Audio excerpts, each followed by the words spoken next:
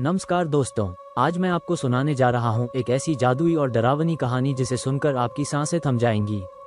कहानी है मौत के आईने और काले जादूगर की, और यकीन मानिए इसे सुनने के बाद आप आईने में खुद को देखने से भी डर जाएंगे।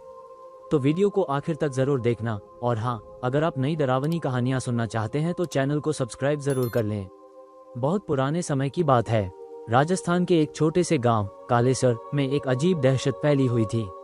लोग कहते थे कि उस गांव में रात को कोई बाहर नहीं निकलता, क्योंकि गांव के बाहर एक टूटा हुआ किला खड़ा था। उस किले में सदियों से एक काला जादूगर का वास था। लोग उसे अंधक कहते थे। अंधक के पास एक जादुई दर्पण था। उस दर्पण में जो भी देखता उसकी आत्मा उसी में कैद हो जाती। गांव के बुजुर्ग बताते थे कि 100 से भी अधिक आत्माएं उस दर्पण में फंसी हैं, और हर अमावस्या को उनकी चीखें पूरे गांव में सुनाई देती थीं। गांव के लोग दर्पण से इतने डरे रहते कि उसका नाम लेना भी पाप समझते। लेकिन एक दिन गांव में एक युवक आया। उसका नाम आरव था। आरव एक साधारण लड़का नहीं था, वो तांत्रिक विद्या सीख चुका था। उसका मकसद था अंधक का जादू तोड़ना। गांव वालों ने उसे लाख समझाया, बेटा उस किले के पास मत जाना, वहां मौत के सिवा कुछ नहीं है। लेकिन आरव नहीं माना। उसी रात उसने किले का रास्ता पकड़ा। अमावस्या की रात थी, पूरा आकाश काला हो चुका था। हवा सीटी बजा रही थी, जैसे किला उसे बुला रहा हो। आरव के हाथ में एक दीपक और कुछ मंत्रों की किताब थी। जैसे ही वो किले के दरवाजे पर पहुंचा, दरवाजा अपने आप खुल गया। अंदर घुप पर अंधेरा था। दीवारों पर टूटी मूर्तियां थीं, हर जगह खोपड़ियां बिखरी पड़ी थीं। अचानक आरव ने देखा, सामने एक बड़ा काला दर्पण रखा था। वही अंधक का दर्पण। उसके अंदर सैकड़ों चेहरों की परछाइयां तड़प रही थीं। उनकी चीखें गूंज रही थीं, हमें बचाओ, हमें बचाओ। तभी दर्पण से एक काली धुंध उठी, और उसके बीच अंधक प्रकट हुआ। लंबी दाढ़ी, लाल आंखें और काले वस्त्र। उसकी हंसी से पूरा किला कांप उठा। अंधक बोला, कौन है जो मेरी नींद तोड़ने आया है? आरव ने साहस से उत्तर दिया, मैं आरव हूँ, तुम्हारे काले जादू को समाप्त करने आया हूँ। अंधक ठहाका मारकर हंसा, तुम जैसे सैकड़ों आए और यहीं खप गए, तुम भी मेरे दर्पण का हिस्सा बनोगे। इतना कहकर अंधक ने हाथ घुमाया। अचानक दर्पण से काली लपटें निकली। वे लपटें आरव की ओर बढ़ने लगीं। आरव ने तुरंत अपनी किताब खोली। उसने अग्नि कवच मंत्र पढ़ा। उसके चारों ओर अग्नि की ढाल बन गई। लपटें ढाल से टकराकर बुझ गईं। अंधक गुस्से से गरज उठा, ओ नादान लड़के, तू सोचता है मुझे हरा लेगा? उसने और शक्तिशाली मंत्र फेंके। पूरा किला हिलने लगा, दीवारें गिरने लगीं। आरव ने वायु वेग मंत्र पढ़ा। तेज हवा चली और काला धुआं छट गया। लेकिन अंधक की असली शक्ति तो दर्पण था। उसने दर्पण में मंत्र फूंका, और आरव की परछाई उसमें कैद होने लगी। आरव ने देखा, उसका शरीर बाहर था लेकिन आत्मा दर्पण में खींच रही थी। तभी उसने अपनी माँ की बात याद की। बेटा, सच्चा साहस ही सबसे बड़ा मंत्र है। उसने आंखें बंद की और ओम नमः शिवाय का जप करने लगा। दर्पण कांप उठा। उसमें कैद आत्माएं जोर से चीखने लगीं। धीरे धीरे आत्माएं आजाद होने लगीं। अंधक चिल्लाया, नहीं, यह असंभव है। उसका चेहरा विकृत हो गया। उसने दर्पण को थामने की कोशिश की, लेकिन दर्पण में दरार पड़ गई। हर दरार से रोशनी निकलने लगी। वो रोशनी इतनी तेज थी कि किला जगमगा उठा। अंधक उस रोशनी को सहन नहीं कर पाया। उसकी काली छाया धुएं में बदल गई और पल भर में गायब हो गई। दर्पण 1000 टुकड़ों में टूट गया। हर टुकड़े से आत्माएं निकलकर आसमान में उड़ गईं। उनकी चीखें अब शांति में बदल गई थीं। पूरा किला अचानक ढह गया, लेकिन आरव सुरक्षित बाहर आ गया। गांव वालों ने देखा कि आकाश में चमक फैल गई है। उन्होंने समझ लिया कि कोई महान कार्य हुआ है। जब आरव लौटा तो सब उसके चरणों में गिर पड़े। बेटा, तूने हमें श्राप से मुक्त किया। गांव में ढोल नगाड़े बजने लगे। लेकिन कहानी यहीं खत्म नहीं हुई। आरव ने दर्पण का एक छोटा टुकड़ा अपनी थैली में छिपा लिया था। उसे लगा शायद ये भविष्य में काम आए, पर वही टुकड़ा फिर से हल्का हल्का चमकने लगा। उसमें धुंधली परछाई दिखाई दी। परछाई अंधक की थी। वो मुस्कुराकर बोला, खेल अभी खत्म नहीं हुआ। आरव सन रह गया। उसके मन में सवाल उठा, क्या अंधक सचमुच खत्म हुआ? दर्पण के टूटे टुकड़े में अंधक की परछाई देखकर आरव का खून जम गया। उसने तुरंत थैली बंद कर दी, लेकिन उस रात उसे नींद नहीं आई। जैसे ही आंखें बंद होती, अंधक की हंसी सुनाई देती। आरव, खेल अभी बाकी है। सुबह उसने गांव के बुजुर्ग धीरज बाबा को सब बताया। बाबा ने टुकड़ा हाथ में लेकर आंखें बंद की। अचानक टुकड़ा कांपने लगा। बाबा का चेहरा डर से सफेद पड़ गया। उन्होंने कहा, ये टुकड़ा शापित है। अंधक की आत्मा अभी भी इससे जुड़ी हुई है। अगर इसे नष्ट नहीं किया गया तो अंधक फिर लौट आएगा। आरव ने घबराकर पूछा, तो हमें करना क्या होगा? बाबा ने कहा, तिब्बत के हिमालय में महाकाल गुफा है, वहाँ एक अग्निकुंड है जो सब कुछ भस्म कर देता है, तुम्हें ये टुकड़ा उसी में फेंकना होगा। आरव ने सिर झुका लिया। लेकिन रास्ता आसान नहीं था। वो सफर पहाड़ों, जंगलों और नदियों से होकर गुजरता था और हर जगह अंधक के अनुचरों का खतरा था। अगले दिन आरव यात्रा पर निकल पड़ा। गांव वालों ने उसे आशीर्वाद दिया। जंगल में घुसते ही अजीब सन्नाटा था। पेड़ों की टहनियां खुद ब खुद हिल रही थीं। पत्तियों से फुसफुसाहट सुनाई देती, मत जा, वापस लौट जा। आरव ने मंत्र जपना शुरू किया। तभी उसके सामने 3 काले भूत खड़े हो गए।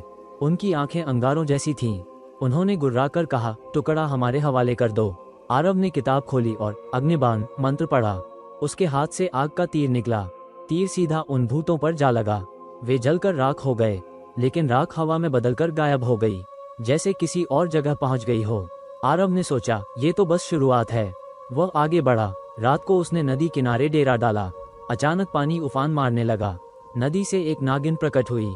उसकी आंखें हरी थीं और दांत खंजर जैसे। नागिन ने फुफकार कर कहा, मैं दर्पण की रक्षक हूँ, तुझे ये टुकड़ा कहीं नहीं ले जाने दूंगी। उसने पानी का बवंडर उठाया। बवंडर में आरव बहने लगा, लेकिन उसने वरुण कवच मंत्र पढ़ा। पानी शांत हो गया। नागिन चीख मारकर धुएं में बदल गई, लेकिन जाते जाते बोली, तू बच नहीं पाएगा।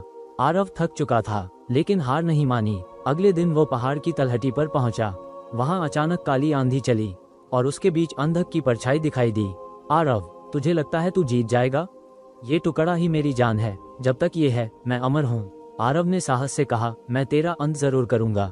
अंधक हंसते हुए गायब हो गया। लेकिन पहाड़ की चढ़ाई और कठिन हो गई।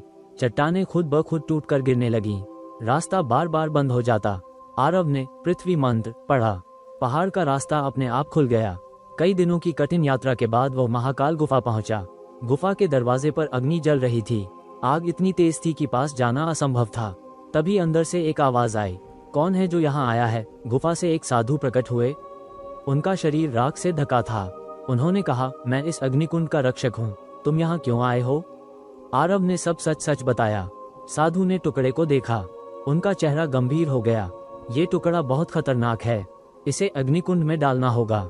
साधु ने मंत्र पढ़कर अग्नि शांत की। आरव धीरे धीरे आगे बढ़ा, लेकिन जैसे ही उसने टुकड़ा कुंड में डालने की कोशिश की, टुकड़ा हाथ से फिसल गया और हवा में उड़कर वापस आ गया। टुकड़े से अंधक की आत्मा बाहर निकल आई। अब वो पहले से भी शक्तिशाली था। उसका शरीर काले धुएं से बना था। उसकी आंखें लाल बिजली जैसी चमक रही थीं। उसने गर्जना की, मैं अमर हूँ। गुफा कांपने लगी। साधु ने मंत्र पढ़ा, लेकिन अंधक हंस पड़ा। तुम्हारे मंत्र अब मेरे ऊपर असर नहीं करेंगे। आरव ने टुकड़ा कसकर पकड़ा। उसने अपनी पूरी शक्ति जुटाई। ओम ह्रीं क्लीं चामुंडाय विच्चे। उसने ये देवी मंत्र पढ़ना शुरू किया। अचानक गुफा में देवी की शक्ति प्रकट हुई। अग्निकुंड से सोने जैसी रोशनी निकली। रोशनी ने अंधक को घेर लिया। अंधक चिल्लाने लगा, नहीं, ये शक्ति नहीं। उसका धुंधला शरीर पिघलने लगा। आरव ने टुकड़ा अग्निकुंड में फेंक दिया। टुकड़ा जलने लगा और उसके साथ अंधक भी राख में बदल गया। पूरा गुफा प्रकाश से भर गई। साधु ने कहा, बेटा, तूने असंभव को संभव किया है।